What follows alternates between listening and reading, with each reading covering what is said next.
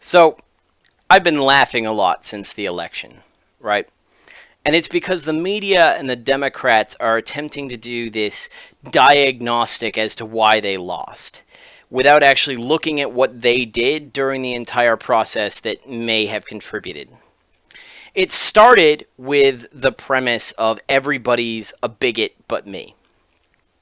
That didn't work so well, right? Blaming the entirety of the country for being a bigot is part of the issue that they had. And so they moved on from that into a moment of self-reflection and a moment of self-awareness. It only lasted for a couple days, but it was there where the reason the Democrats may have lost might be due to the fact that the economic recovery has been sparse, that wages haven't come back, that jobs haven't come back, that companies are moving overseas.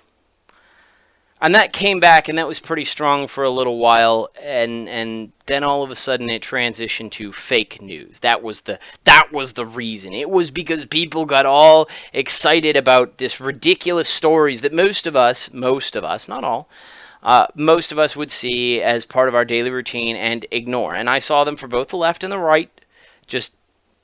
They just happen to be ridiculous. But now we're into the most hilarious aspect, and that is that it is the Russians' fault, right? That Putin is out there to hack us. We're getting hacked. Now, I believe that Putin is attempting to hack the United States. I believe that it is a broad spectrum-based hack. It is attempting to get at our national security information. I suspect that our allies are doing the same thing to us, and I suspect that we are doing the same thing to them and our enemies. I mean, cyber warfare is a thing. To suspect that China is not bombarding us with attempts to ping through and get our information is ridiculous. But this Russian hacking business is kind of hilarious because it makes three assumptions which are funny when you take them apart. The first is that Russia did this hack. The second is that it was explicitly targeting the Democrats. And the third argument is that that's what caused Hillary Clinton to lose. Now, I will buy that you can probably trace an individual hack back to a node. And based on the exploits and the subroutines that are used in a bit of code, you could even identify the general region from which a piece of software was being executed that was actually engaged in a hack.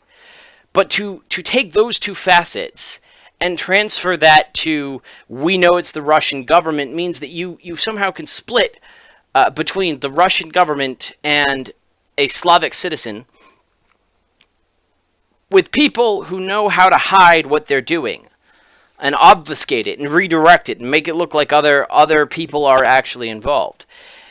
I mean, and even then, you'd have to somehow be able to say that not only is it not like the Russian hacking groups, it's the Russian government, but you'd have to be able to distinguish that it's not an individual sole Russian who bought something from the hacking groups, which is going to be somehow related to the Russian government. I just don't see that happening. The second part is an interesting premise, that it was only the Democrats. Given Clinton's cavalier attitude towards cybersecurity with the use of her server and its probably having been hacked, hearing them claim that it was explicitly for the Democrats rings a little bit hollow.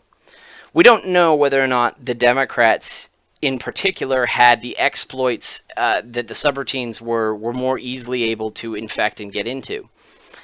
And more importantly, we don't know whether or not it's actually that there was only an attempt on the Democrats or whether they just had the information that was useful or politically interesting. And that brings us to the third piece, that's what caused Hillary Clinton to lose, right? And this is really the funniest argument that I think I've ever heard anybody make, right?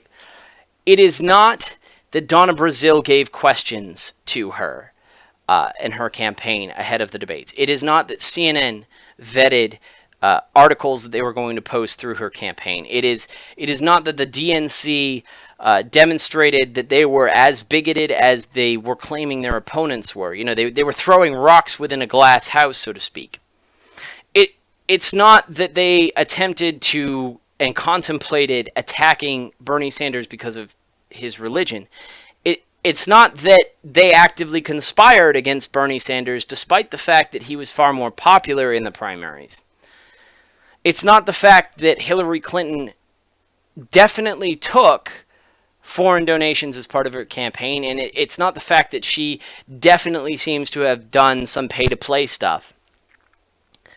It's not the fact that we have ethical issues that she is routinely faced with.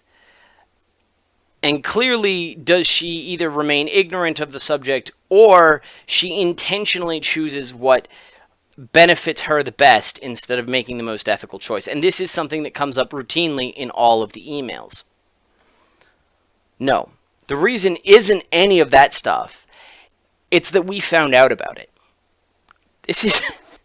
I mean, think about that argument for a moment. It's not that I did anything. It's not that all this stuff that you don't like that I did was wrong, right? I should have won doing all that stuff, and that would be perfectly okay if you hadn't found out about it. It's the Scooby-Doo, if it wasn't for those meddling kids, I would have gotten away with it argument. That is so ridiculous and hyperbolic to be a Saturday morning cartoon plot line. And yet somehow this has become the Democrats' primary argument. That that it's okay to do bad things all the time, routinely. It's just not okay to get caught doing bad things routinely. And that's why this whole thing is kind of funny to me, right? Because this is why they lost the election. They ramrodded a candidate that nobody liked, who had numerous political and legal scandals, who acted in an unethical manner from the time that she was the first lady throughout this campaign. And they put her down a fast track. The Democrats backed her, the political donors backed her, they rammed her through, and nobody wanted her in the first place. And the reason, and the only reason why she didn't win at this point, the reason is because we found out about it.